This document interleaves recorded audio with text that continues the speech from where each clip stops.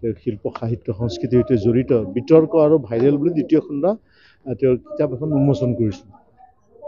মোৰ সৈতে কেইবাজনো বিশিষ্ট ব্যক্তি ভৱেশ কলিতা, দীনবন্ধু ভাণ্ডাৰ, কায়েস্ত গণেশ্বৰ, চহৰীয়া, অংকুৰ ডেকা, আমাৰ অঞ্জন শৰ্মা, এনেকৈ বিভিন্নজনে ইয়াত উপস্থিত আছে। গতিকে মই তেওঁৰ এই যে লিখক জীৱনলৈ স্বাগতম জনাইছোঁ, কাৰণ আমাৰ এখন সমাজ সমৃদ্ধ হয় যিখন সমাজত বৌদ্ধিক চিন্তা চৰ্চাৰ কচৰৎ হয়। বৌদ্ধিক চিন্তা চৰ্চা যদি নাথাকে তেতিয়াহ'লে মানুহবিলাক দাস বা তোষামত পৰিণত হয়। সেইকাৰণে আমাক এখন বুদ্ধি নিৰ্ভৰ, জ্ঞান নিৰ্ভৰ আৰু প্ৰজ্ঞান নিৰ্ভৰ সমাজ লাগে। আৰু মই বিচাৰোঁ যে প্ৰত্যেক ঠাইতে এনেকৈ আমাৰ নতুন প্ৰজন্মৰ পৰা লিখক ওলাই আহক আৰু সেই লিখকবিলাকে সুস্থ বিতৰ্কক মানে স্বাগতম জনাওক। আজি মহাপুৰুষ মাধৱদেৱৰ আজি আৱিৰ্ভাৱ দিন। মহাপুৰুষ মাধৱদেৱে শংকৰদেৱৰ লগত বিতৰ্কত লিপ্ত হোৱাৰ কাৰণে তেওঁলোক দুজন লগ হৈ মণিকাঞ্চন সংযোগ হৈছিল। গতিকে সেইকাৰণে সুস্থ বিতৰ্ক সমাজৰ মংগলৰ কাৰণে আৰু বৌদ্ধিক উত্তৰণৰ কাৰণে আমাক প্ৰয়োজন।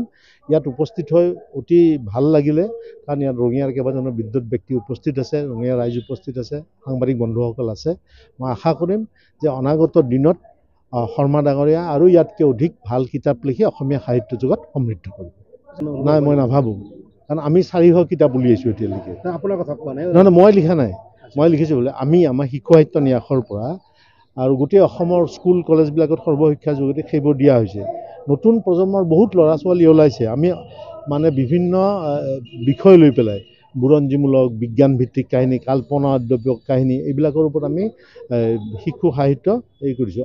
এটা কথা সত্য আপুনি যিটো কৈছে যে নতুন প্ৰজন্ম বহু পৰিমাণে মোবাইল নিৰ্ভৰ হৈছে, কিন্তু তেওঁলোককতো গালি পাই থাকিলে নহ'ব, তেওঁলোকৰ তাৰ পৰা উদ্ধাৰ কৰিব লাগিব। মোক সেইদিনা এজন ডক্টৰে কৈছে যে কিতাপ পঢ়ি থাকিলে আৰু চিন্তা কৰিলে মানুহৰ এলজাইমাৰ নহয়, কিন্তু আপুনি যদি অনবৰত দেই, কিছু সময়ত মোবাইলটো এৰিব নোৱাৰে, কিন্তু যদি অনবৰত মোবাইল চাই থাকে তাতে মেলাটনিন বুলি এটা হৰমন আপোনাৰ বডিত ছিক্ৰেশ্যন হয় আৰু সেইটোৰ পৰা আপোনাৰ নিদ্ৰাহীনতা, অভোগ আৰু বিচ্যুতি কমি যায়।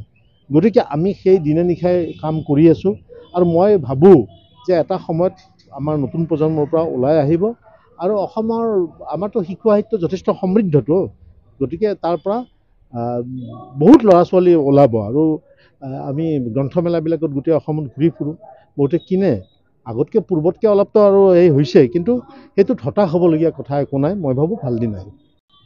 জীৱনৰ গতিপথত পোৱা কিছুমান অভিজ্ঞতাক সামৰি মই মোৰ কলমেৰে কেইবাটাও প্ৰবন্ধ অসমৰ বিভিন্ন বাতৰি কাকতত লিখি আহিছোঁ আৰু এই বাতৰি কাকত লিখা প্ৰবন্ধবিলাকক লৈ পেলাই মই কেইবাটাও সংকলন কৰিছোঁ।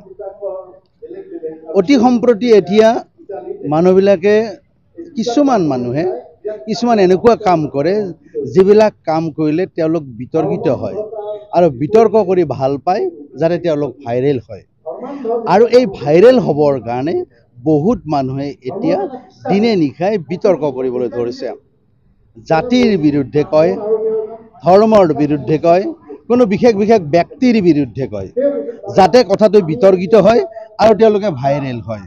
আৰু এই ভাইৰেল সংস্কৃতিয়ে এতিয়া অসমক ছানি ধৰিব ধৰিছে আৰু এনেকুৱা এটা পৰ্যায় পাইছে যে লোক সংস্কৃতিক এতিয়া হেঁচি ধৰিছে।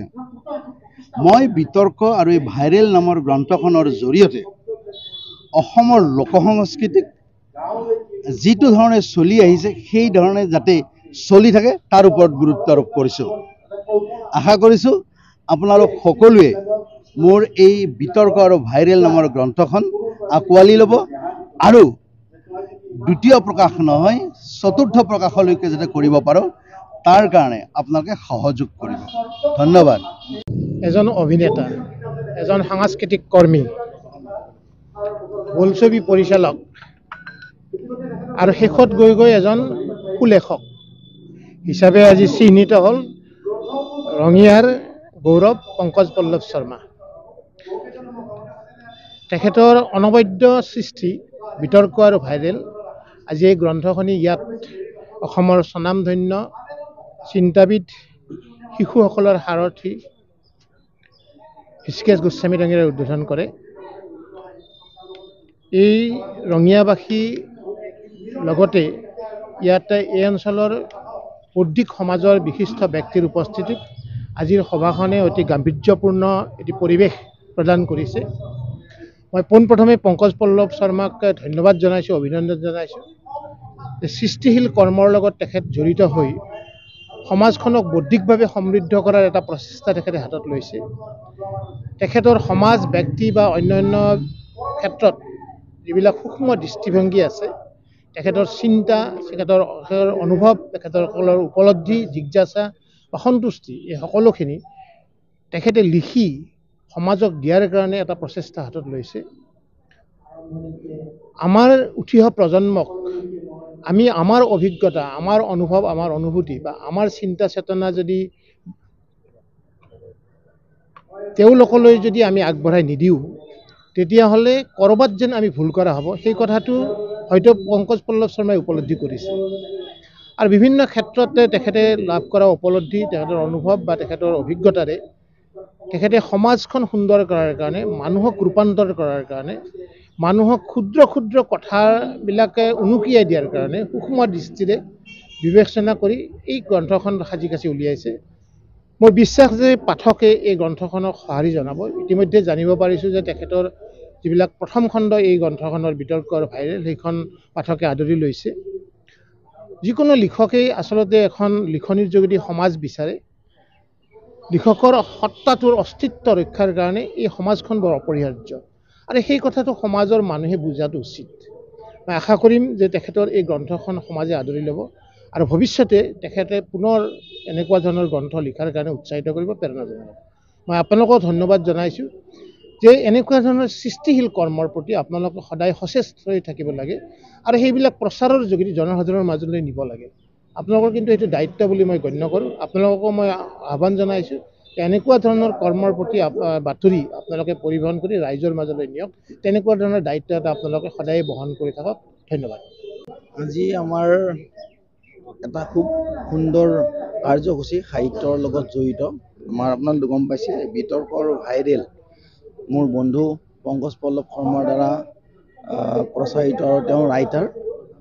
আৰু এই যিখন কিতাপ তেওঁ লিখিয়াই উলিয়াইছে, ইয়াৰ জৰিয়তে আমাৰ ছাত্ৰ সমাজৰে হওক বা আমাৰ বৌদ্ধিক সমাজৰে হওক যথেষ্টখিনি সুবিধা হ'ব। যে ভাইৰেল মানেনো কি, বিতৰ্ক মানেনো কি। আৰু মই ভাবোঁ এই কিতাপখন যদি আমাৰ উঠি অহা নৱপ্ৰজন্মই যদি এইখন অধ্যয়ন কৰে, নিশ্চিতভাৱে তেওঁলোকে সুফল পাবলৈ সক্ষম হ'ব। যেতিয়া কিতাপখনৰ নাম শুনে ভাইৰেল আৰু বিতৰ্ক, তেতিয়া হয়তো ভাবিব এইটো বিতৰ্কমূলক কিতাপ নেকি। কিন্তু আচলতে ইয়াত যথেষ্টখিনি গুৰুত্বপূৰ্ণ তেওঁৰ লিখনি আছে, য'ত আজি সামাজিক মাধ্যমতে হওক বা বিভিন্ন মাধ্যমত আমাৰ ল'ৰা ছোৱালীবিলাক অসংযত কথাবিলাক প্ৰচাৰ কৰে। তেওঁলোক সংযত হ'ব পাৰিব এই কিতাপখন যদি অধ্যয়ন কৰে। মই ভাবোঁ আমাৰ পল্লৱ শৰ্মা ডাঙৰীয়াই যিখন কিতাপ লিখি উলিয়াইছে, এই কিতাপখন পঢ়িবৰ কাৰণে মই আমাৰ ছাত্ৰ সমাজক মই আহ্বান জনাইছোঁ। তেওঁলোকে যিহেতুকে ফেচবুক, ইনষ্টাগ্ৰাম, বিভিন্ন ইলেক্ট্ৰনিক মিডিয়াত অৰ্থাৎ সামাজিক মাধ্যমত ব্যস্ত হৈ থাকে, এইখন কিতাপ অধ্যয়ন কৰিলে তেওঁলোকে ইয়াৰ পৰা কিছুমান শিক্ষা ল'ব পাৰিব। পুনৰবাৰ আমাৰ শৰ্মা ডাঙৰীয়াক আন্তৰিক ধন্যবাদ জনাইছোঁ, কৃতজ্ঞতা জনাইছোঁ। সুন্দৰ সময় উপযোগী এখন কিতাপ তেওঁ প্ৰকাশ কৰি উলিয়াইছে, তাৰ বাবে পুনৰ তেখেতক ধন্যবাদ জনাইছোঁ। আৰু এই অনুষ্ঠানটোত মোক তেওঁ নিমন্ত্ৰণ কৰিছিল, আৰু সুন্দৰ অনুষ্ঠানটোত উপস্থিত থাকিও মই নিজে ধন্যবাদ